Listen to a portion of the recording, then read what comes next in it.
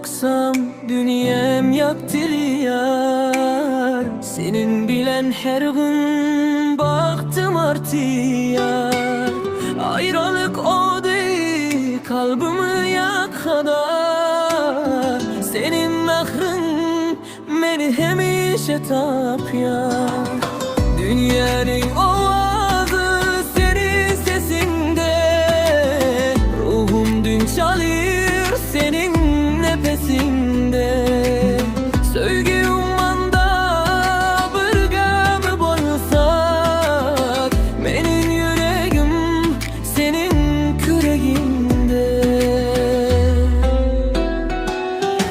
Ey beni kalbimin yekeyesi, sen benim ömrümün inişe sazı.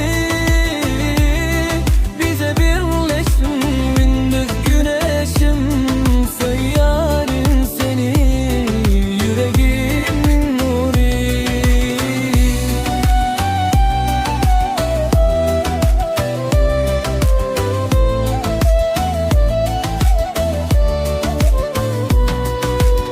Yollar uzak olsa da ruhum yanında. Adın yazılıdır her bir yadımda. Gül açsın bağlarım senin gülüşüne. Bakılık olsun bizim baktığımızda. Senin kalbini benim baylığım, sensiz gurur kalar her bir şatlığım. Dileğim Tanrı'dan hiç haçan öçmesin, bizi birleştiren mukaddes sevgi. Ey beni kalbim yeke eylesin, sen beni ömrümün hiçe sazı. Gecelerim gündüz güneşim, söylerim seni yüreğimin nuru. Vah geçse de yıllar sürülse de, sevgin kalbimde hemişe taze.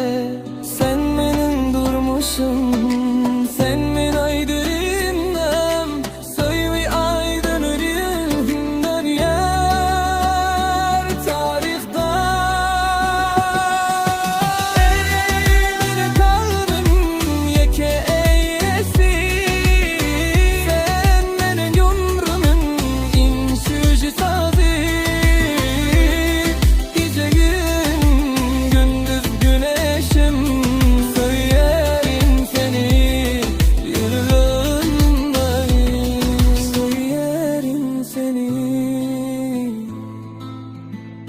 dinle seni. Küçük bir nasip, kalbimin iyisi, kalbime sahibi. Mehrin, şefkatin, güneşim, güneşim. Ortalık tam vatan.